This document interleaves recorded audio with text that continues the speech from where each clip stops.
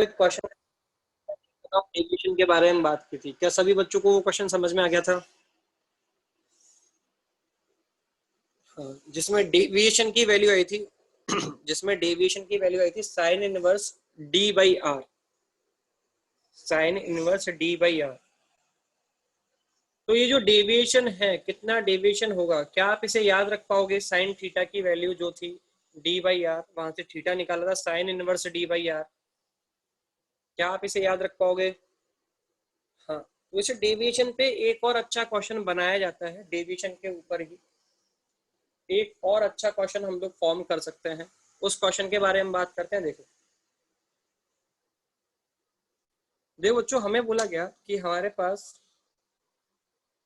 अच्छा मुझे बताओ, जब तक मैग्नेटिक फील्ड नहीं होगी, अगर पार्टिकल, अगर चार्ज पार्टिकल विदाउट किसी मैग्नेटिक फील्ड मूव कर रहा हो, विदाउट मैग्नेटिक फील्ड अगर कोई चार्ज पार्टिकल मूव कर रहा हो, तो क्या उसका पाथ, तब क्या वो चार्ज पार्टिकल कोई डेविएशन लेगा?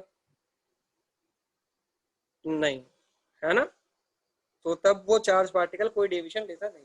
देखो एक क्वेश्चन और बनाया गया यहाँ पे उसी उसी कंसेप्ट के ऊपर। देखो नेक्स्ट क्वेश्चन देखो, हमको बोला गया कि भाई हमने ऐसे पार्टीशन कर रखे हैं। देखो एक पार्टीशन तो यहाँ पे है, ठीक है, और ये हमने लिख दिया इसको ऐसे, इन टू दी प्लेन, यहाँ पार्टीशन में मैग्नेटिक फील्ड प्रेजेंट है, इस पार्टीशन में into the plane magnetic field present है, ठीक है, इस पार्टीशन में into the plane magnetic field. ऐसे ही एक और पार्टीशन है जो कुछ दूर हमने किया है यहाँ पे ऐसे, ठीक है, यहाँ पे भी मैग्नेटिक फील्ड प्रेजेंट है।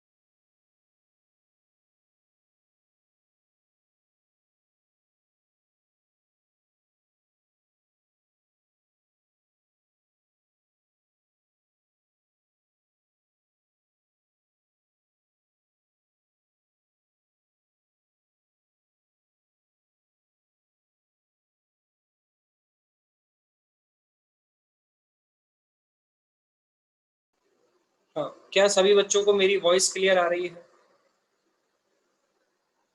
हाँ, तो मैं ऐसा बोल रहा हूँ, देखो ये जो पार्टीशन था, पहला वाला पार्टीशन था, इस पार्टीशन में, इस पार्टीशन का जो विड्थ है, वो विड्थ आपको दिया गया है बच्चों mv0 अपॉन 8 QB। ये जो बीच वाला पार्टीशन यहाँ पे मैग्नेटिक फील्ड प्रेजेंट है, उसका विड्थ दिया है mv0 अपॉन 8 QB। ऐसे ही ये जो पार्टीशन है, इस पार्टीशन का गैप दिया गया है mv0 अपॉन QB, जहाँ पे कोई मैग्नेटिक फील्ड प्रेजेंट नहीं थी, और जहां दूसरे वाले पार्टीशन में जहां मैग्नेटिक फील्ड प्रेजेंट है, वो गैप दिया गया है mv0 अपॉन 8 QB। क्या सभी बच्चों को गैप समझ में आ गया? अच्छा देखो, ये जो पहला मैग्नेटिक फील्ड है, क्या ये r/8 मैग्नेटिक फील्ड, ये जो पहला वाला जो गैप है, क्या ये r/8 के बराबर है? r/8, यस और नो? और दूसरा जो मैग्नेटिक फील्ड है, उसमें भी जो विड्थ है, क्या वो r/8 के बराबर है? मतलब ये जो विड्थ है मैग्नेटिक फील्ड की, ये रेडियस से कम है। क्या ये सबको समझ में आ गई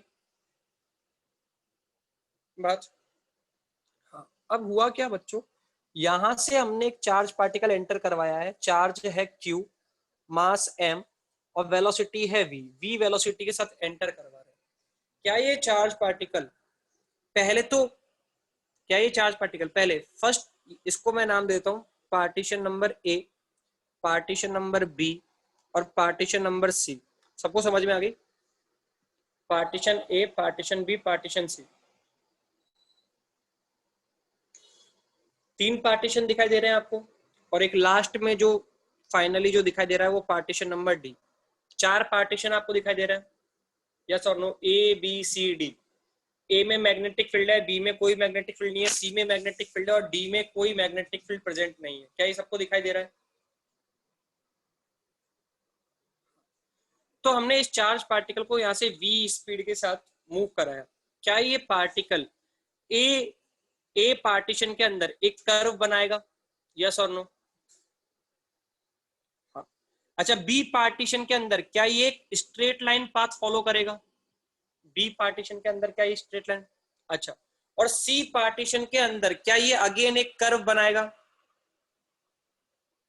और फाइनली चार्ज पार्टिकल बाहर आ रहा है डी पार्टीशन में।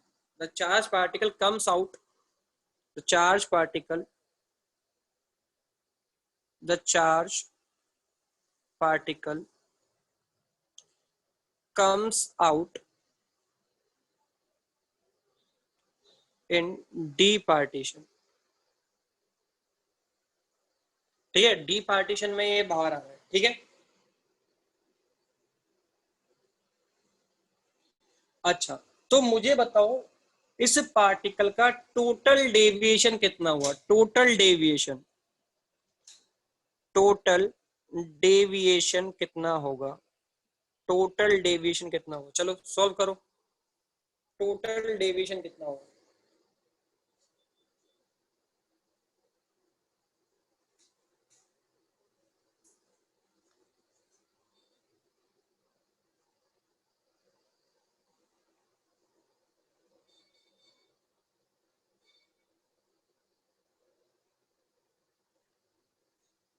टोटल डेविएशन कितना होगा ये आपको फाइंड करना है।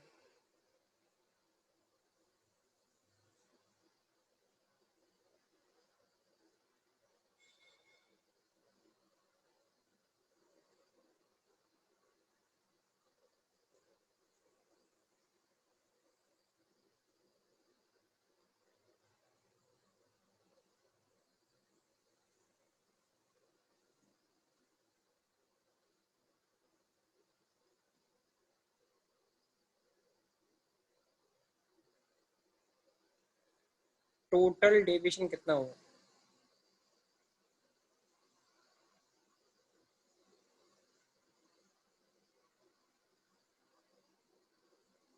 एनीवन, किसी से हुआ?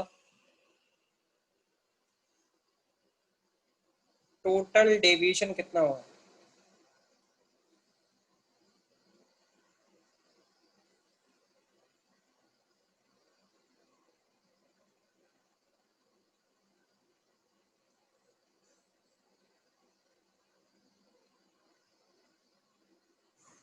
और सोच लो।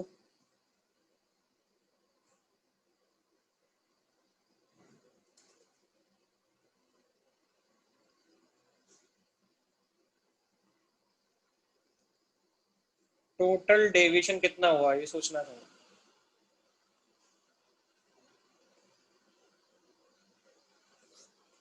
अच्छा देखो बच्चों, चलो बहुत बच्चों ने ट्राई किया है, देख लेते हैं।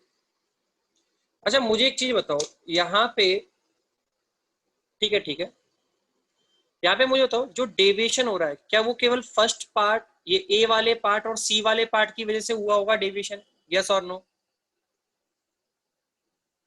हाँ या ना? ए वाले पार्ट और केवल सी वाले पार्ट की वजह से तो डेविएशन हुआ होगा। देखो हो क्या रहा होगा, बेसिकली कुछ ऐसा पाथ बनना होगा, ध्यान से देखना।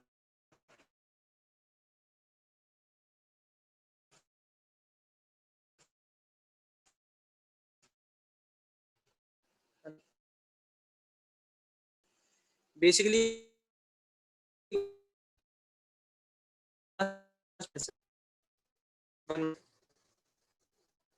ऐसे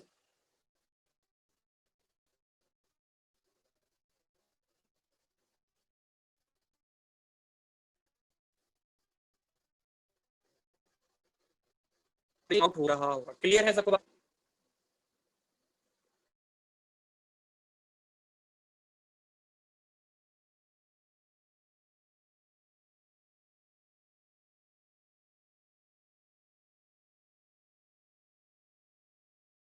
क्लियर हो जाएंगे। हाँ, तो अभी पहले से कुछ क्लियर हुआ? वॉइस आ रही है मेरी?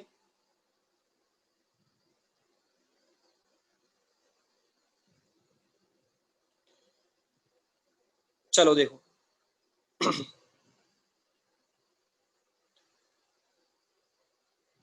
1 मिनट, वीडियो भी क्लियर हो जाएगी।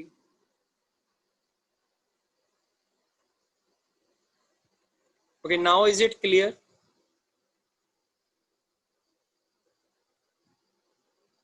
अभी पहले से क्लियर हो गया होगा।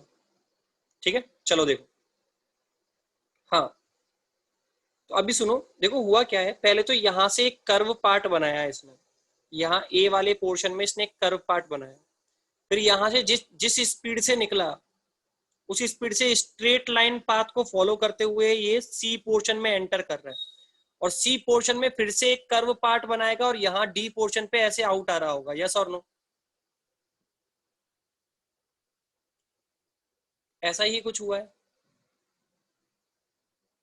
ए पोर्शन में कर्व पार्ट बनाया, बी पोर्शन में स्ट्रेट लाइन, और सी पोर्शन में अगेन एक कर्व बनाया इसने, और डी पोर्शन में बाहर आ गया। यस और नो?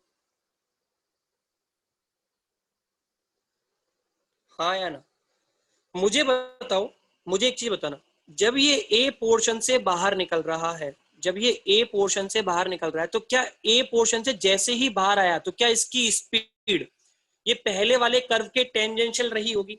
यस और नो? फर्स्ट जो कर्व बनाया उसके टेंजेंशियल रही होगी।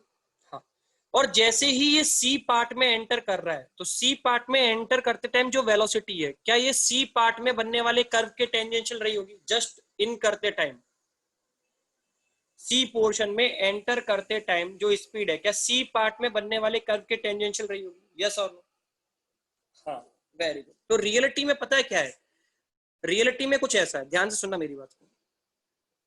रियलिटी में तुम्हें दिखाता हूं कि हुआ क्या है।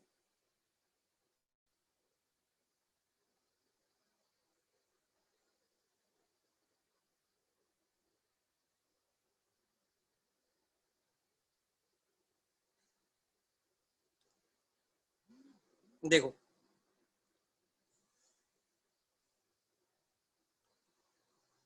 ध्यान से सुनना मेरी बात को। देखो हुआ क्या है बच्चों, ये तो ये तो ए पोर्शन की बात है, ये बी पोर्शन की बात है, ये सी पोर्शन की, और यहां से ये बाहर आ जा रहा है 4 पॉइंट के बाद, तो ये डी पोर्शन की बात है। क्या सबको मेरी बात समझ में आ गई? ऐसा कुछ कर्व बना है। अब रियलिटी ये है, ये जो स्ट्रेट लाइन है, ये जो स्ट्रेट लाइन है, ये 2 वाले पॉइंट पे भी टेंजेंट है, और 3 वाले पॉइंट पे भी टेंजेंट है। यस और नो? ये जो स्ट्रेट लाइन बनी, ये 2 वाले पॉइंट के लिए भी टेंजेंट है, और 3 वाले पॉइंट के लिए भी टेंजेंट है। यस और नो? तो क्या मैं ऐसा बोल सकता हूं, 2 और 3 पॉइंट को मर्ज करके क्या मैं एक ही पॉइंट बोल सकता हूं और कंटिन्यूस एक कर्व बनाया जा सकता है? यस और नो? 2 और 3 पॉइंट को अगर ज्वाइन कर दिया जाए तो एक कंटिन्यूस कर्व आ जाएगा ना बच्चों? यस और नो? हाँ या ना? ये जो स्ट्रेट लाइन है, ये 2 वाले पॉइंट के लिए भी टेंजेंट है और 3 वाले पॉइंट के लिए भी टेंजेंट है, तो 2 और 3 को एक जगह पे बना दिया जाए तो क्या एक कंप्लीट कर्व दिखाई देगा आपको? यस और नो? हाँ या ना? सोच के देखो इस बात को। क्या एक कंप्लीट कर्व दिखाई दे सकता है आपको अगर 2 और 3 को ज्वाइन कर दिया जाए? तो बेसिकली ऐसा था, बेसिकली कुछ ऐसा हुआ था। देखो सर, पहले ही एक सर्किल का पार्ट था, ये पाथ जो था एक सर्कुलर पाथ था, ठीक है। फिर एक स्ट्रेट लाइन मिली, फिर से एक सर्कुलर पाथ मिला, तो ये जो दूसरा सर्कुलर पार्ट मिल रहा है और पहला सर्कुलर पार्ट जो मिला है, ये रियलिटी में एक ही सर्कल को कंप्लीट करना चाह रहे हैं। क्या मेरी बात समझ में आई? ए पोर्शन में जो सर्कुलर पार्ट मिला और सी पोर्शन में जो सर्कुलर पाथ मिला, बेसिकली ये एक ही सर्कल को कंप्लीट करना चाह रहे हैं। क्या सबको मेरी बात समझ में आ गई? 2 और 3 को ज्वाइन कर दोगे तो एक ही सर्कल दिखेगा ना ये। हाँ या ना? हाँ। अब ये कंसेप्ट कैसे सोचा मैंने, ये कंसेप्ट कैसे सोचा मैं तुम्हें बताता हूँ। मुझे बताओ बच्चों, ए वाले पोर्शन में डेविएशन हुआ है, बट बी में कोई डेविएशन नहीं हुआ और सी में डेविएशन हुआ है, तो मैं बी वाले पोर्शन को बनाई क्यों रहा हूं? जब बी में कोई डेविएशन ही नहीं हुआ तो क्या उसको क्वेश्चन में काउंट करने का कोई सेंस है? डेविएशन तो ए और सी से हो रहा है ना, केवल डेविएशन तो केवल और केवल किससे हो रहा है? ए और सी से। तो ए और सी को अगर एक साथ बना दिया जाए, ए वाले पोर्शन और सी वाले पोर्शन को अगर एक साथ बना दिया जाए, तो क्या ये टोटल विड्थ, ध्यान से देखो, क्या ये टोटल विड्थ जो है,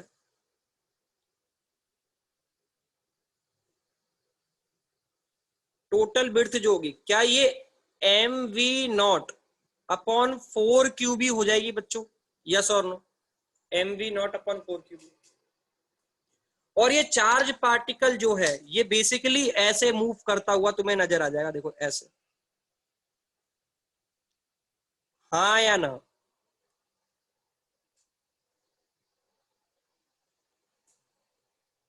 भाई बीच में तो कुछ हुआ ही नहीं ना, बी वाले पोर्शन में तो कोई प्रॉब्लम ही नहीं। तो सर रियलिटी में ये ऐसा है, ये एक ही सर्कल के पार्ट थे दोनों कर्व, ए में बनने वाला कर्व और सी में बनने वाला कर्व एक ही सर्कल के पार्ट थे, और दोनों को ज्वाइन करने पे कंप्लीट कर्व भी फॉर्म हो सकता है, क्योंकि 2 और 3 पॉइंट पे एक ही टेंजेंट लाई कर रही है, तो 2 और 3 को एक ही जगह पे ज्वाइन कर सकते हो आप। समझ में आ गई सबको बातें? तो अब मुझे बताओ, क्या डी की वैल्यू आपको मिल गई बच्चों? डी की वैल्यू, डी कितना है ये आपको पता चल गया, तो आप क्या डायरेक्ट फॉर्मूला लगा के आंसर निकाल सकते हो? सर डी हमें पता है, तो सर जो डेविएशन हुआ होगा वो हुआ होगा sine theta is equal to d by r. Yes और नो? और sine theta is equal to d by r करोगे तो देखो डी की वैल्यू जो है, क्या ये r/4 है? गौर से देखो, डी की जो वैल्यू है क्या वो r/4 है? डी की वैल्यू हो जाएगी r/4 अपॉन आर। तो क्या थीटा की वैल्यू साइन इनवर्स 1/4 आ जाएगी बच्चों? थीटा की वैल्यू क्या साइन इनवर्स 1/4 आ जाएगी? यस और नो? वेरी गुड, थीटा की वैल्यू आ जाएगी साइन इनवर्स 1/4। क्लियर?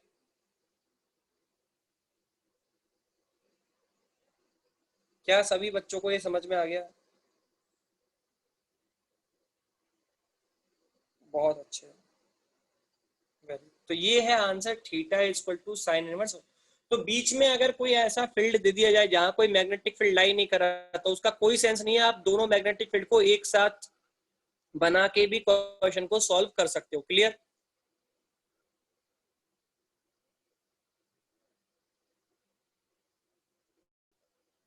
बीच में अगर एक स्पेस का पोर्शन दे दिया जाए तो उसको हटा के आप एक साथ भी क्वेश्चन को सॉल्व कर सकते हो। देखो जो लास्ट पार्ट में मैंने क्या किया है, ए और सी को एक ही जगह पे बना दिया है। क्यों बना दिया? क्योंकि 2 और 3 जो पॉइंट थे, क्या वो इन दोनों को क्या एक ही पॉइंट पे बनाया जा सकता है 2 और 3 को? यस और नो? भाई ए भी एक सर्कल का पार्ट है, ठीक है, और ये 3 से लेके 4 भी एक सर्कल का पार्ट है। ये दोनों एक सर्कल के पार्ट थे, पर इन पे 2 वाला पॉइंट और जो 3 वाला पॉइंट है, इन दोनों पॉइंट्स पे टेंजेंट एक ही लाई कर रही है, तो इन दोनों को ज्वाइन कर सकते हो ना आप? यस और नो? 2 और 3 को ज्वाइन करने का मतलब क्या है? हमने बी पोर्शन को हटा दिया। 2 और 3 को ज्वाइन करने का मतलब क्या है? हमने बी पोर्शन को हटा दिया। बी पोर्शन को हटा दोगे तो केवल ए और सी दिखाई देंगे एक साथ जुड़े हुए, और एक साथ जुड़े हुए दिखाई देंगे, तो टोटल बिड्थ जो होगी वो m v naught upon 4 QB हो जाएगी। बी वाला पोर्शन का बिड्थ तो हटा दिया, तो देखो m v naught upon q B और m v naught upon q B ये दोनों ऐड होके हो जाएंगे m v naught upon 4 QB। Clear? तो ये डी की वैल्यू हो जाएगी। और ऐसे क्वेश्चन को मैंने लास्ट क्लास में सॉल्व करना सिखाया था आपको। जब आपको डी के बारे में इंफॉर्मेशन हो, आर के बारे में इंफॉर्मेशन, तो आप directly sine theta equal to d by r apply कर सकते हो। ठीक है? क्लियर? हाँ, बहुत अच्छे। मैग्नेटिक फील्ड अपोजिट डायरेक्शन में दी जाएगी, तो फिर बेटा यहां से जो कर्व है, अगर सेम अमाउंट की मैग्नेटिक फील्ड होती, सुन लो मेरी बात, अगर सेम अमाउंट की मैग्नेटिक फील्ड होती तो डेविएशन 0 हो जाता। ए वाले में तो इनटू दी प्लेन और सी वाले में अगर आउट ऑफ दी प्लेन दी हुई होती, और सेम अमाउंट की मैग्नेटिक फील्ड है, तो जो डेविएशन होता है वो 0 हो जाता। ठीक है? अपोजिट डायरेक्शन में घुमा देता ना वो, तो सेम। यस और नो? जैसे ये जो चार्ज पार्टिकल है ये घूमना चाह रहा है क्लॉकवाइज, एक पार्ट में क्लॉकवाइज घूमना, सॉरी एक पार्ट में एंटी क्लॉकवाइज घूमना चाह रहा है, तो दूसरे पार्ट में उतना ही कर्व क्या वो एंटी क्लॉकवाइज फॉर्म कर लेता। देखो यहाँ पे ए पोर्शन में ये एंटी क्लॉकवाइज घुमा है और सी पोर्शन में भी क्या एंटी क्लॉकवाइज ही घुमा है, यस और नो?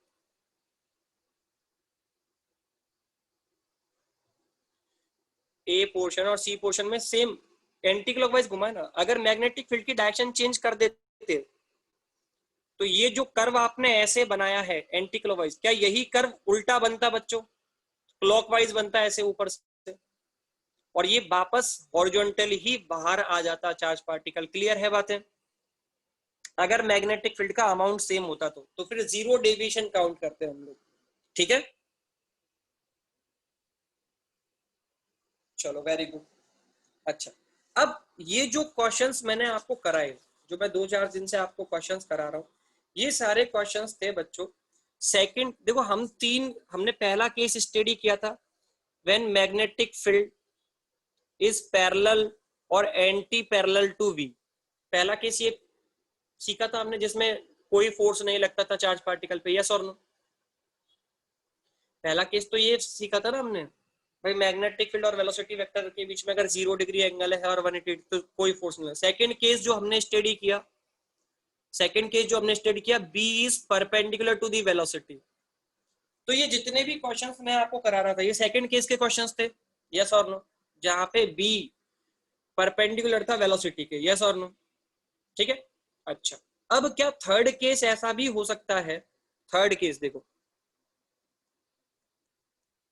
थर्ड केस हमारे पास है। तो थर्ड केस पे आने से पहले एक काम करते हैं, मैं और भी चीजें बता देता हूँ आपको। सेकंड केस में एक और चीज बता देता हूँ मैं। हेडिंग लिखो मास स्पेक्ट्रोमीटर। थर्ड केस से पहले सेकंड केस में ही कुछ डेटा और मैं आपको समझाता हूँ। हेडिंग लिखो मास स्पेक्ट्रोमीटर।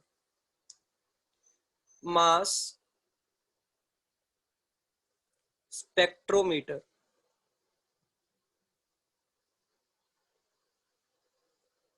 ये एक टर्म है, बस कभी कभी क्वेश्चन में आ जाएगा। एक इंस्ट्रूमेंट है, एक इंस्ट्रूमेंट का नाम है मास स्पेक्ट्रोमीटर। अब कभी कभी क्वेश्चन में ऐसा लिया जाएगा इंस्ट्रूमेंट यूज कर रहे हैं मास स्पेक्ट्रोमीटर, तो आपको पता चले कि मास स्पेक्ट्रोमीटर होता क्या है। बच्चों कल मैंने आपको बताया था कि हम ये जितने क्वेश्चंस कर रहे हैं इनकी हेल्प से, जो मैग्नेटिक फील्ड में चार्ज पार्टिकल सर्कुलर मोशन करता है, इसकी हेल्प से हम लोग आइसोटोप्स को डिफरेंशिएट कर सकते हैं, यस और नो? हाँ, तो ये जो मास स्पेक्ट्रोमीटर ये जो डिवाइस है, ये डिवाइस यूज की जाती है टू डिफरेंशिएट द आइसोटोप्स। लिख लो it is use it is used to differentiate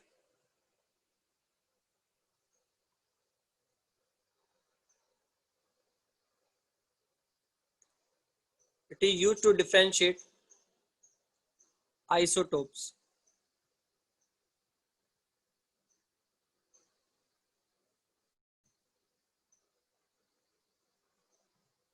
ठीक है, it is used to differentiate the isotope। अब कैसे डिफरेंशिएट करते हैं, मैंने कल आपको बताया था कि भाई हम लोग कुछ ऐसा करते हैं। देखो यहाँ पे एक पार्टीशन बना दिया, यहाँ पे एक मैग्नेटिक फील्ड है, यहाँ पे क्या है बच्चों, एक मैग्नेटिक फील्ड।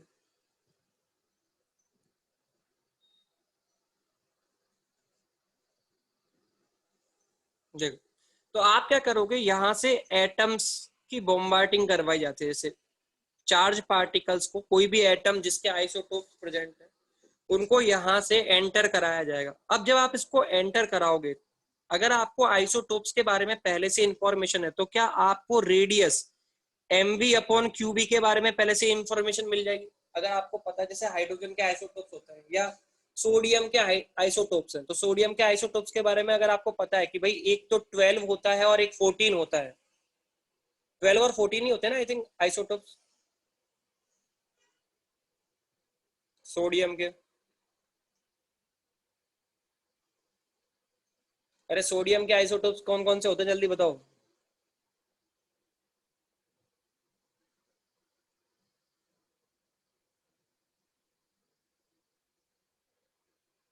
अच्छा 12 और 14 कार्बन, कार्बन चलो ऐसा समझो कार्बन के।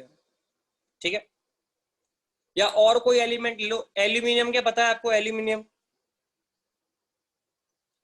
एल के भी आइसोटोप्स होते हैं, यस और नो। कोई भी मान लो आप, तो कोई भी एटम मान लो, ठीक है, कोई भी एटम मान लो जिसके आइसोटोप्स आपको पता है, कोई भी एटम है ना, अपन तो जनरली बात करो, अगर आपको आइसोटोप्स के बारे में पता है तो क्या आपको उनका मास और उनके चार्ज के बारे में इंफॉर्मेशन होगी, यस और नो।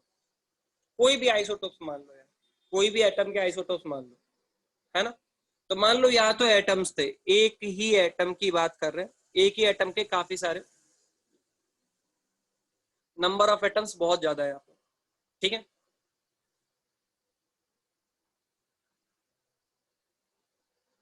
ओके, तो यहां से हमने उनको सबको सेम स्पीड से एंटर करा है, सेम स्पीड से एंटर करा, सपोज करो एन ए की ही बात चल रही है, एन ए की बात चल रही है, तो सोडियम के एटम्स को हमने यहां से एंटर कराया वी स्पीड के साथ, सेम एक कांस्टेंट मैग्नेटिक फील्ड में। अब मुझे बताओ, अगर इसके आइसोटोप्स हैं तो क्या आपको उनका मास और उनके ऊपर चार्ज के बारे में इंफॉर्मेशन है, यस और नो। आपको ये तो पता है केमिस्ट्री के अकॉर्डिंग कि भैया सोडियम में आइसोटोप्स होते हैं, सपोज करो आपको ये तो पता है कि सोडियम में आइसोटोप्स होते हैं।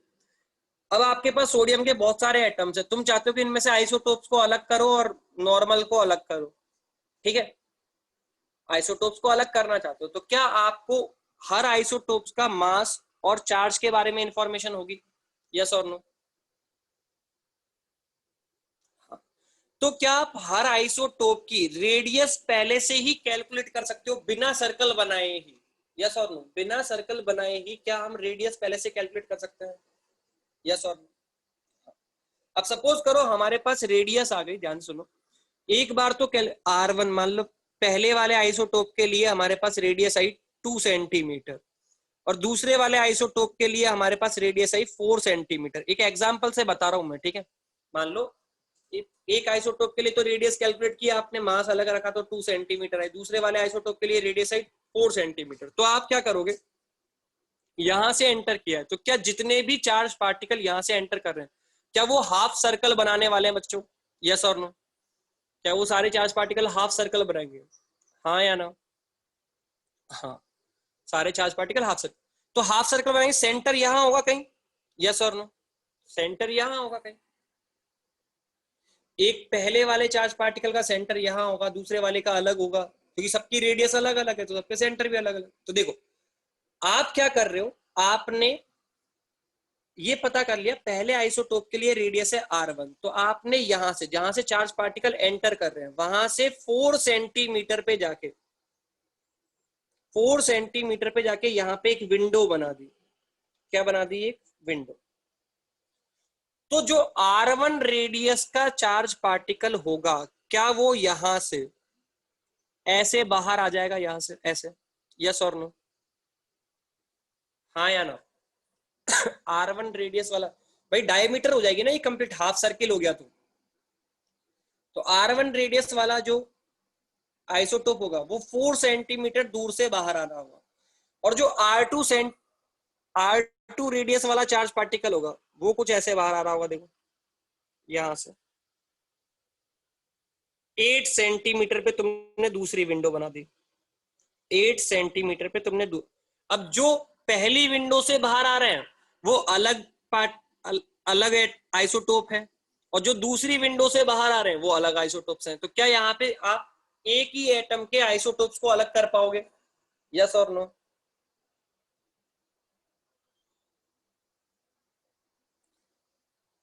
क्या सबको मेरी बात समझ में आ गई। अच्छा, ये दोनों सर्कल के सेंटर सेम रहेंगे या अलग अलग, दोनों सर्कल के सेंटर सेम रहेंगे या अलग अलग, डिफरेंट रहने वाले हैं। दोनों की रेडियस डिफरेंट है भाई, ठीक है, यहां से मेजर कर रहे हो ना रेडियस को, तो पहला सेंटर तो यहाँ से 2 सेंटीमीटर पे रहेगा, दूसरा सेंटर यहाँ से 4 सेंटीमीटर पे रहेगा, क्लियर है। इनिशियल पोजीशन से पहले वाले सेंटर की डिस्टेंस 2 सेंटीमीटर रहेगी, दूसरे वाले सेंटर की डिस्टेंस 4 सेंटीमीटर रहेगी। क्या सबको ये बात समझ में आ गई। तो mass spectrometer is a device which is used to differentiate the isotopes, clear हो गई सबको बातें। तो क्वेश्चन में अगर मास स्पेक्ट्रोमीटर का यूज आएगा तो क्या तुम समझ जाओगे कि भाई दो अलग अलग रेडियस पे चार्ज पार्टिकल बाहर आ रहे होंगे? क्लियर है?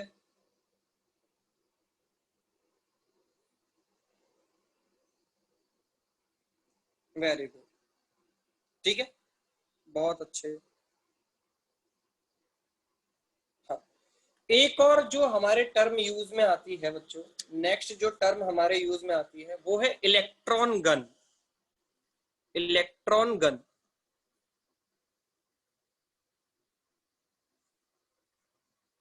हेडिंग लिख लो, इलेक्ट्रॉन गन। अब ये इलेक्ट्रॉन गन क्या होती है, क्या सेटअप होता है इसका, इसके बारे में बात करते हैं। इलेक्ट्रॉन गन क्या होती है, क्या सेटअप होता है? अच्छा, इलेक्ट्रॉन गन का यूज आएगा आपके, है ना, कई बार क्वेश्चंस में दिया जाएगा एक इलेक्ट्रॉन गन की हेल्प से हम लोग इलेक्ट्रॉन को एक्सलेट करा रहे हैं, तो उसके बारे में बात करेंगे, ठीक है। अच्छा, ये इलेक्ट्रॉन गन का काम क्या है, पहले तो ये बताओ, किसी को पता है इलेक्ट्रॉन गन के बारे में? क्या कोई जानता है इलेक्ट्रॉन गन के बारे में?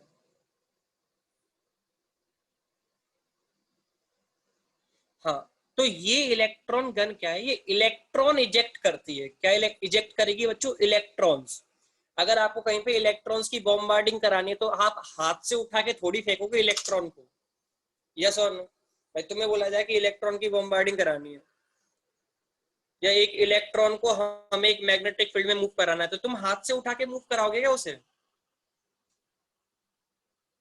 नहीं ना। तो इलेक्ट्रॉन गन क्या करती है, बेसिकली ये इलेक्ट्रॉन इजेक्ट करने के यूज में आती है। इलेक्ट्रॉन्स को अगर तुम्हें कहीं मूव कराना है किसी स्पीड से, तो इलेक्ट्रॉन गन का यूज किया जाता है। अब ये इलेक्ट्रॉन गन का सेटअप क्या होता है, तो मैं पूरा सेटअप समझा रहा हूँ, ठीक है आपको। देखो कैसा सेटअप है, देखो।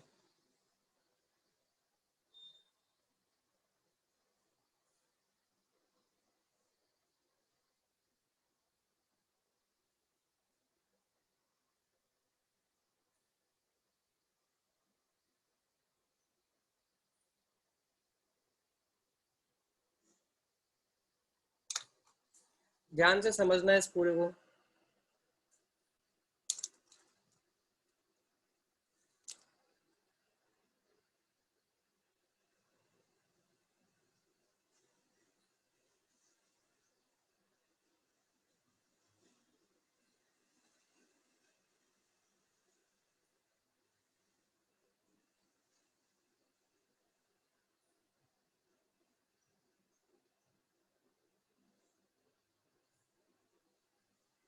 देखो बच्चों, ये जो मैंने आपके सामने बनाई, ये फिलामेंट्स है।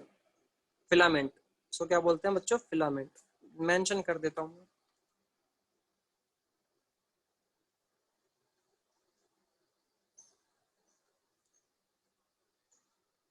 ये है फिलामेंट,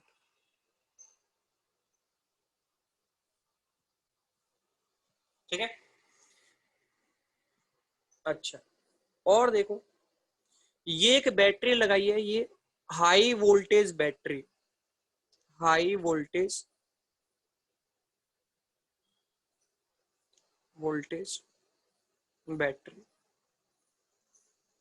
ठीक है, एक हाई वोल्टेज बैटरी। अब होता क्या है, जैसे ही आप ये हाई वोल्टेज बैटरी को फिलामेंट से कनेक्ट करते हो, जैसे यहाँ पे मान लो कि ये एक स्विच भी बना दिया हमने, ठीक है, और ये स्विच ऑन कर दिया, स्विच ऑन कर दिया, तो क्या इसमें करंट फ्लो होने लगेगी, यस और नो? ये जो रेड कलर वाला जो मैंने लूप बनाया है, रेड कलर वाला जो लूप बनाया, क्या इसमें करंट फ्लो होने लगेगी, यस और नो? और करंट फ्लो होने लगेगी तो ये जो फिलामेंट्स है, ये जो फिलामेंट्स है, क्या, जैसे एक रेजिस्टेंस होता है ना, हाई रेजिस्टेंस। अच्छा बच्चों, हाई वोल्टेज की बैटरी और हाई रेजिस्टेंस अगर मैंने लगा दिया, तो क्या ये हीटिंग इफेक्ट की वजह से एक्सेसिव हीट क्रिएट करेगा, यस और नो? एक्सेसिव हीट क्रिएट करेगा।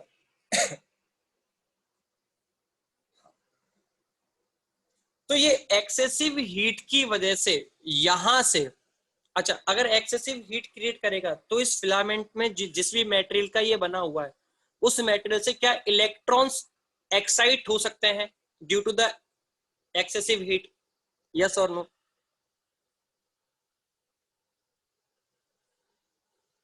तो यहाँ पे एक्सेसिव हीट की वजह से, due to the excessive heat, यहां से इलेक्ट्रॉन्स इजेक्ट होने लगते हैं। यहां से, यहाँ पे ऐसे इलेक्ट्रॉन्स का इजेक्शन होता है। क्या ये बात सबको समझ में आ रही है? इलेक्ट्रॉन का इजेक्शन होता है due to the excessive heat. लिख लेना यहाँ पे, due to the excessive heat electron ejected from the filaments.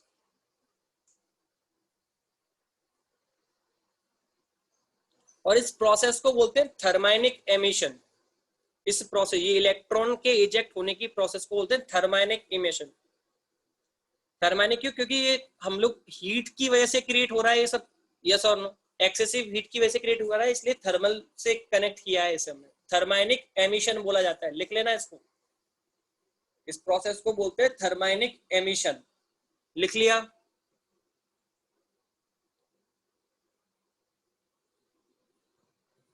Thermionic emission में से इलेक्ट्रॉन, अब ये जो इलेक्ट्रॉन इजेक्ट होके यहाँ पे आए हैं, इनके पास अभी कोई एनर्जी नहीं है। ऐसा समझो इलेक्ट्रॉन इजेक्ट हुए और इनकी स्पीड कितनी है? अभी 0। क्या ये बात सबको समझ में आ रही है? इलेक्ट्रॉन जस्ट इजेक्ट हुए हैं, जस्ट इजेक्ट होते हैं यहाँ, तो इनकी स्पीड अभी कितनी है बच्चों? 0। यस और नो? जस्ट इजेक्ट हुए हैं तो इनके पास कोई एनर्जी नहीं है। कोई एनर्जी नहीं है मतलब इनकी स्पीड कितनी है? अभी 0। ठीक है। अच्छा, अब इनकी स्पीड 0, पर हमें तो इलेक्ट्रॉन की बॉम्बार्डिंग करानी है। अगर बॉम्बार्डिंग करानी है तो क्या हमें इलेक्ट्रॉन के पास कुछ स्पीड प्रोवाइड करनी पड़ेगी हमें? यस और नो? क्या इलेक्ट्रॉन्स को हमें कुछ ना कुछ स्पीड प्रोवाइड करनी पड़ेगी? हाँ। अच्छा, स्पीड प्रोवाइड करेंगे। अभी अगर इनकी स्पीड 0 है और अगर तुम स्पीड बढ़ाओगे तो क्या इसे एक्सेलरेट करना कहा जाएगा कि इलेक्ट्रॉन्स एक्सेलरेट होंगे? अभी स्पीड 0 है और तुम अगर इन्हें स्पीड प्रोवाइड करवाना चाहते हो तो मतलब तुम इन्हें एक्सेलरेट करना चाह रहे हो। यस और नो? हाँ। अच्छा, एक्सेलरेट करने के लिए क्या हमें इनके ऊपर कोई ना कोई फोर्स अप्लाई करना पड़ेगा? बिना बिना फोर्स के तो एक्सेलरेशन आने वाला है ही नहीं। बिना फोर्स के तो कोई एक्शन आना है। अब कहां से लाया जाए वो फोर्स? तो क्या करते हैं बच्चों, देखो क्या करते हैं, ये जो मैंने ब्लैक वाला सेटअप बनाया, एक ट्यूब बनाई है, इस ट्यूब का ये एक लेफ्ट एंड जो है, लेफ्ट एंड जो है, ये एक स्मॉल बैटरी है और राइट एंड यहां पे ऐसे कनेक्ट कर दिया जाता है। ध्यान से सुनना मेरी बात को। ये नेगेटिव टर्मिनल है, ये पॉजिटिव। अब ये स्मॉल बैटरी, इस स्मॉल बैटरी का वोल्टेज आप लोग अपने अकॉर्डिंग सेट कर सकते हो। डिपेंड करता है आप कितना एक्सीलरेट कराना चाह रहे हो चार्ज पार्टिकल को। ये वोल्टेज आपको गिवन होगा क्वेश्चन में। ठीक है। स्मॉल बैटरी का वोल्टेज गिवन होगा। हाई वोल्टेज से तुम्हें मुझे तो हाई वोल्टेज ने तो केवल इलेक्ट्रॉन रिजेक्ट किए ना। यस और नो? हाई वोल्टेज ने तो केवल क्या किया है? इलेक्ट्रॉन रिजेक्ट किया। पर ये जो स्मॉल बैटरी हमने लगाई है, ये स्मॉल बैटरी हम लोगों ने लगाई है ताकि हम इलेक्ट्रॉन को एक्सीलरेट करवा पाए। क्या करवा पाए? एक्सीलरेट करवा पाए, इसलिए हमने ये स्मॉल बैटरी लगाई है। तो इसका वोल्टेज तुम्हें नोन होगा या फाइंड करना पड़ सकता है, तो इसको ध्यान रखना। ये स्मॉल बैटरी का वोल्टेज हमें क्वेश्चन में या तो गिवन होगा या हमसे पूछा जाएगा। ठीक है। अब होता क्या है बच्चों, जैसे ही तुमने देखो ये जो ट्यूब थी, इस ट्यूब का लेफ्ट एंड तो तुमने कनेक्ट किया नेगेटिव टर्मिनल से और राइट एंड कनेक्ट किया है पॉजिटिव टर्मिनल से, तो क्या यहाँ का पोटेंशियल एक हायर पोटेंशियल हो जाएगा? यस और नो? Higher potential. और लेफ्ट एंड पे क्या लोअर पोटेंशियल क्रिएट हो जाएगा? यस और नो? इस ट्यूब के अंदर सोचो, राइट एंड तो हायर पोटेंशियल है और लेफ्ट एंड जो है वो लोअर पोटेंशियल। तो क्या यहाँ पे एक इलेक्ट्रिक फील्ड क्रिएट हो जाएगी बच्चों? इलेक्ट्रिक फील्ड ऐसे from higher potential to lower potential, क्या एक इलेक्ट्रिक फील्ड क्रिएट हो जाएगी? यस और नो? इस ट्यूब के अंदर क्या एक इलेक्ट्रिक फील्ड क्रिएट हो जाएगी? हाँ या ना? हाँ, तो एक इलेक्ट्रिक फील्ड क्रिएट होती है from higher potential to lower potential, आप लोग सब जानते हो। हाँ, तो ये जो इलेक्ट्रॉन है, क्या इस इलेक्ट्रॉन पे एक फोर्स लगेगा राइट डायरेक्शन में, ई, कैपिटल ई? यस और no, small e into capital Q into E होता है ना भाई इलेक्ट्रिक, और फोर्स लगेगा इलेक्ट्रिक फील्ड के अपोजिट, क्यों? क्योंकि नेगेटिव चार्ज पार्टिकल है। यस और नो? तो क्या इस फोर्स की वजह से ये इलेक्ट्रॉन लेफ्ट एंड से राइट एंड तक पहुंचते पहुंचते क्या ये एक्सेलरेट हो जाएगा? यस और नो? क्या ये इलेक्ट्रॉन एक्सेलरेट हो जाएगा, हाँ या ना? अब तुम कितना ज्यादा एक्सेट कराना चाहते हो, जितनी ज्यादा हाई अमाउंट की इलेक्ट्रिक फील्ड होगी क्या उतना ज्यादा एक्सेलरेट होगा, जितना ज्यादा फोर्स उतना ज्यादा एक्शन। ये फोर्स कहां से आ रहा है? Electric field. तो जितनी हाई इलेक्ट्रिक फील्ड, ये इलेक्ट्रिक फील्ड कहां से आई? Potential difference of battery. तो जितना हाई वोल्टेज आप लगाओगे उतना ज्यादा ये एक्सेलरेट करेगा। यस और नो? उतना ज्यादा ये एक्सेलरेट करेगा। अच्छा, अब ध्यान से देखना, ध्यान से समझना मेरी बात को। ये जो लोअर पोटेंशियल है, अगर मैं यहाँ पे पोटेंशियल एज्यूम कर लू 0 वोल्ट, तो क्या हायर पोटेंशियल पे पोटेंशियल वी एज्यूम किया जाएगा, हाँ या ना? गौर से देखो भाई, तुम ये देखो बैटरी को क्रॉस करना जानते हो ना, यहाँ का पोटेंशियल 0 तो यहाँ का पोटेंशियल वी, हाँ या ना? तो लोअर पोटेंशियल अगर 0 कंसिडर किया तो हायर पोटेंशियल वी हो जाएगा भाई, बैटरी को क्रॉस करके आए देखो। हाँ, तो अब मुझे ये पता करना है कि इस इलेक्ट्रॉन गन से ये जो इलेक्ट्रॉन बाहर आया, इसकी स्पीड कितनी है, कितनी स्पीड से बाहर आ रहा है। तो क्या मैं एनर्जी कंजर्वेशन लगा सकता हूं? मुझे तो यहाँ पे जो एनर्जी होगी, एनर्जी ऑफ चार्ज पार्टिकल, क्या वो 0 रही होगी? लेफ्ट एंड पे एनर्जी ऑफ चार्ज पार्टिकल देखो, पोटेंशियल 0 है, काइनेटिक एनर्जी भी 0 थी, इलेक्ट्रोस्टैटिक एनर्जी भी 0। यस और नो? वेरी गुड, बहुत अच्छे,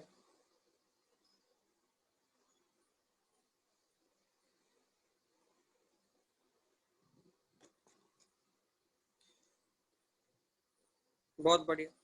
और इस एंड पे ट्यूब तो नॉर्मल, ट्यूब के मेटेरियल की कोई जरूरत नहीं है अभी आपको, ठीक है? तो इलेक्ट्रॉन जब यहां से बाहर आया होगा, इलेक्ट्रॉन जब यहां से बाहर आया होगा, तो क्या इसकी एनर्जी को हम लोग लिख सकते हैं ऐसे, e we equal to half m v square? Yes और no? E we equal to half m v square.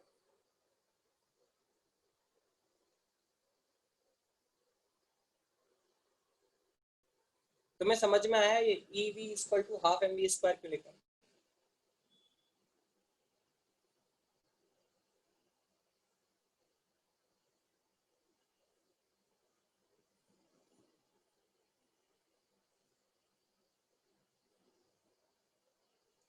E V equal to half m v square. क्या ये बात सबको समझ में आ गई? यस और नो?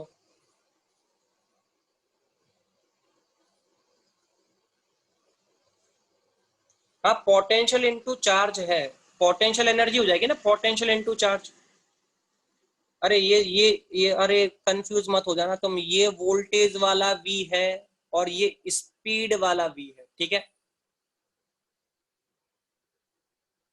ई के साथ जो वी लिखा हुआ है वो पोटेंशियल, कहीं तुमने वी से वी कट कर दो ऐसा मत कर देना भाई।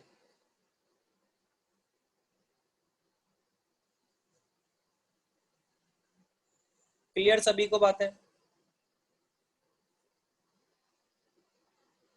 हाँ, तो e we equal to half m v square, ये हमारे पास हो गई काइनेटिक एनर्जी। ध्यान से देख लो, e we equal to half m v square, यहाँ से ये तो हो गई हमारे पास kinetic energy.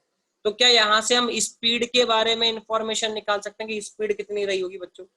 Under root of 2 EV upon m, ये वी वोल्टेज वाला वी है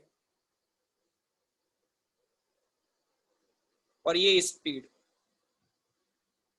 हाँ या ना? क्या सबको समझ में आ गया?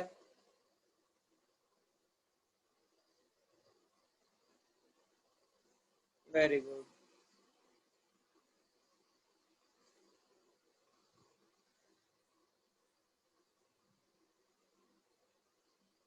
बहुत अच्छे। तो जो स्पीड है वो हो चुकी है अंडर रूट 2 EV/m। बहुत बढ़िया, बहुत बढ़िया। हाँ। मुझे बताओ ये जो स्पीड आपके पास आने वाली है, इस स्पीड की यूनिट क्या होगी, मीटर पर सेकंड या कुछ और? स्पीड मीटर पर सेकंड। ई की वैल्यू सबको पता है, ई की वैल्यू कितनी होती है, 1.6 इंटू 10⁻⁹। वी वोल्टेज है, वी क्या है, वोल्टेज। और मास, इलेक्ट्रॉन का मास, किसका मास बच्चों, इलेक्ट्रॉन का। क्या सबको ये बात समझ में आ गई? किसका मास है, इलेक्ट्रॉन का मास है ये, मास ऑफ इलेक्ट्रॉन। क्लियर? बहुत अच्छे, चलो वेरी गुड। अच्छा अब सोचो, ये जो चार्ज पार्टिकल यहां से बाहर आया, इलेक्ट्रॉन बाहर आया, अगर सामने एक मैग्नेटिक फील्ड लगा दी जाए तो क्या एक सर्कल कंप्लीट करेगा ये, यस और नो? आगे सामने अगर ये राइट एंड पे अगर एक मैग्नेटिक फील्ड यहाँ पे बना दी जाए तो क्या एक सर्कल कंप्लीट करेगा ये? उस मैग्नेटिक फील्ड में एंटर जैसे ही करेगा तो क्या एक सर्कल बनाने की कोशिश करेगा? हाँ, एक सर्कल फॉर्म करने की कोशिश। तो उसकी अब देखो, जब रेडियस हम लोग लिखते हैं, अगर रेडियस हमें लिखनी होगी तो रेडियस हम लोग लिखते हैं m v upon q B, yes और no? M v, v speed होती है यहाँ। तो क्या तुम्हें स्पीड की वैल्यू पहले कैलकुलेट करनी पड़ेगी, तब जाके तुम रेडियस कैलकुलेट कर पाओगे, हाँ या ना? तो मैं बोल रहा हूं, अगर आपको रेडियस कैलकुलेट करनी हो, अगर आपको रेडियस कैलकुलेट करनी हो तो आपको स्पीड अलग से निकालने की जरूरत नहीं है। बिना स्पीड को कैलकुलेट किए भी आप रेडियस डायरेक्टली कैलकुलेट कर सकते हो। अगर आपको मैग्नेटिक फील्ड में इस इलेक्ट्रॉन गन से एक चार्ज पार्टिकल निकला, पहले मेरी बात सुनो, इलेक्ट्रॉन गन से एक चार्ज पार्टिकल निकला, ध्यान से सुनना, और सामने एक मैग्नेटिक फील्ड लगा दी हमने इनटू दी प्लेन, तो क्या ये इलेक्ट्रॉन उस मैग्नेटिक फील्ड में एक सर्कल फॉर्म करने की कोशिश करेगा, यस और नो? हाँ। तो वो जो सर्कल बनेगा उसकी रेडियस कितनी होगी, तो उस रेडियस को कैलकुलेट करने के लिए क्या ये फॉर्मूला लगाना पड़ेगा हमें, m speed of the charge particle upon q B, yes और नो?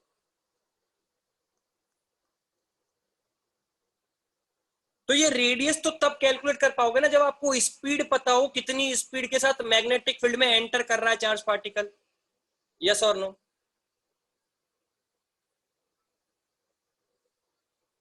ये रेडियस तो तब मेजर कर पाओगे जब आपको ये स्पीड पता हो, कितनी स्पीड के साथ मैग्नेटिक फील्ड में एंटर कर रहा है चार्ज पार्टिकल, ये इलेक्ट्रॉन कितनी स्पीड के साथ। तो क्या वो स्पीड को निकालने के लिए आपको इस फॉर्मूले पे बात करनी पड़ेगी, यस और नो?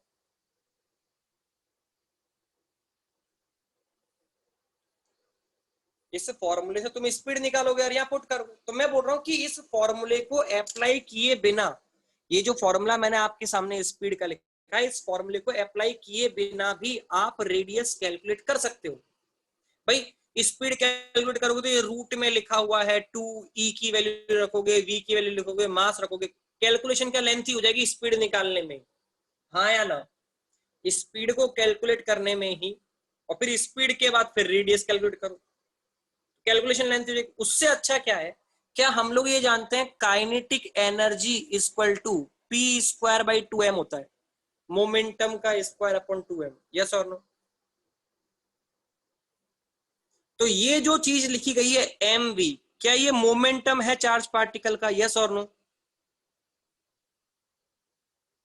क्या ये मोमेंटम है चार्ज पार्टिकल का, हाँ या ना में जवाब दो। ये मोमेंटम है। तो क्या मैं रेडियस को डायरेक्ट ऐसा लिख सकता हूं, under root of 2m kinetic energy upon q B, yes और नो?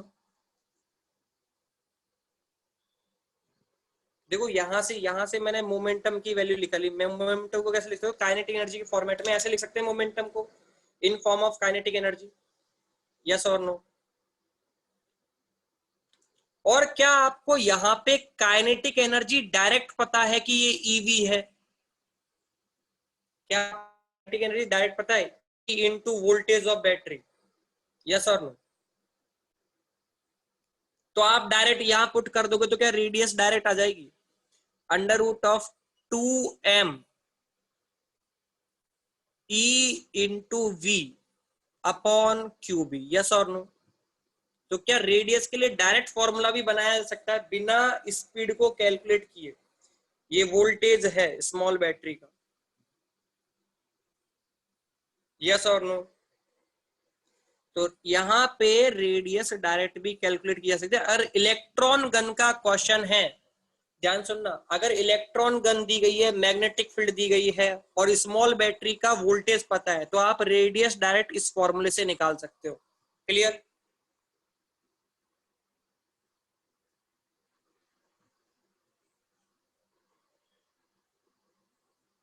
हाँ, बहुत अच्छे। ये बात आई थिंक सभी को समझ में आ गई होगी। आ गया समझ में? तो ये पूरा सेटअप होता है इलेक्ट्रॉन गन का। M is the mass of electron बेटा। एम क्या है? जो चार्ज पार्टिकल बाहर आया इलेक्ट्रॉन गन से, उसी का तो मास है ये।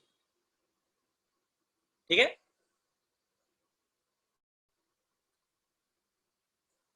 Okay, very good. ठीक है, तो ये भी बात सबको समझ में आ गई। हमने बोला ठीक है भाई। अच्छा, चलो। अब मुझे तो ये जो फॉर्मूला है, ध्यान से देखना, ये जो फॉर्मूला है मैंने जो आपके सामने लिखा, क्या ये इलेक्ट्रॉन के लिए लिखा है मैंने? क्या ये मैंने इलेक्ट्रॉन के लिए लिखा है, यस और नो? अच्छा, क्या ऐसा ही फॉर्मूला हम एल्फा पार्टिकल के लिए भी बना सकते हैं? अगर वी वोल्टेज से एल्फा पार्टिकल को एक्सीलरेट किया जाए, तो इस E की जगह पे चार्ज ऑफ एल्फा पार्टिकल, मास की जगह पे mass of alpha particle, Q की जगह पे चार्ज ऑफ एल्फा पार्टिकल, और V इज द वोल्टेज। क्या सबको समझ में आ गई ये बात? जो चार्ज, जहां जहां चार्ज लिखा हुआ है वहां चार्ज, देखो चार्ज ऊपर न्यूमीटर में भी है, डिनोमीटर में भी है। यहाँ इलेक्ट्रॉन का चार्ज है तो वहां एल्फा पार्टिकल का चार्ज हो जाएगा, ठीक है? मास एल्फा पार्टिकल का हो जाएगा। क्लियर हो रही है सबको बातें? अगर स्पीड निकालनी है तो इस E की जगह पे चार्ज ऑफ एल्फा पार्टिकल लिख दोगे और एम ई की जगह पे मास ऑफ एल्फा पार्टिकल लिख दोगे, यस और नो? अगर इलेक्ट्रॉन को एक्सलेट करवाने की बजाय एल्फा पार्टिकल को वी वोल्टेज से एक्सलेट कराया जाता, तो जहां जहां इलेक्ट्रॉन की चीजें यूज में आई है वहां वहां एल्फा पार्टिकल की चीजें यूज में आ जाती, यस और नो?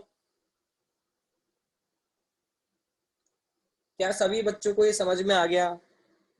जहां जहां इलेक्ट्रॉन का डेटा यूज किया है, इलेक्ट्रॉन का चार्ज और इलेक्ट्रॉन के मास को हम एल्फा पार्टिकल के चार्ज और एल्फा पार्टिकल के मास से रिप्लेस कर सकते हैं। क्या सभी को क्लियर हो गई ये बात?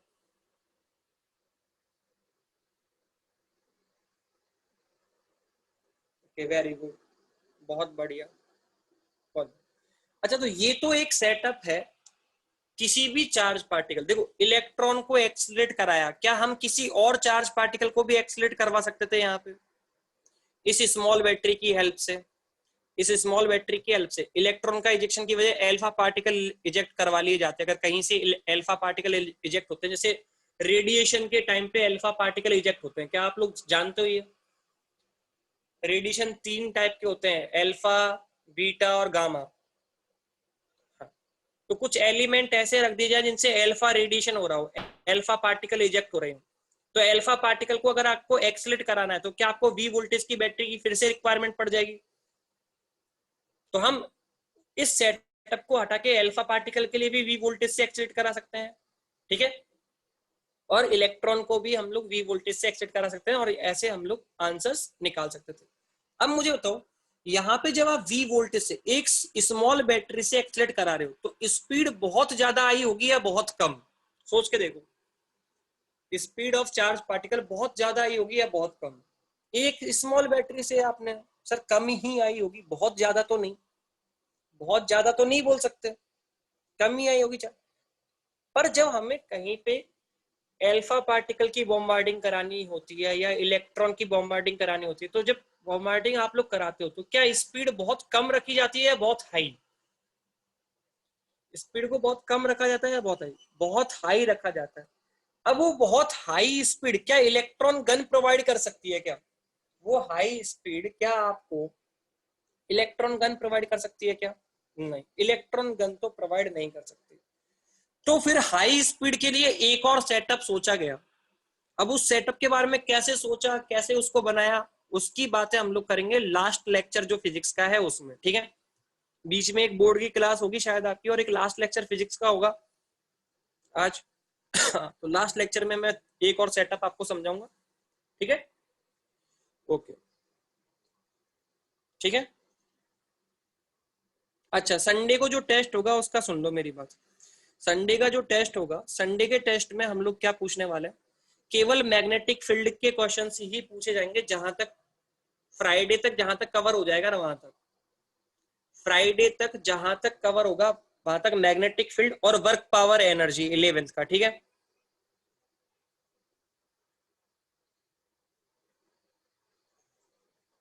क्लियर सबको? 11th का पोर्शन है वर्क पावर एनर्जी ओनली, और 12th के पोर्शन में मैग्नेटिक फील्ड जहां तक कंप्लीट हो जाए, ठीक है। ओके, थैंक यू बच्चों।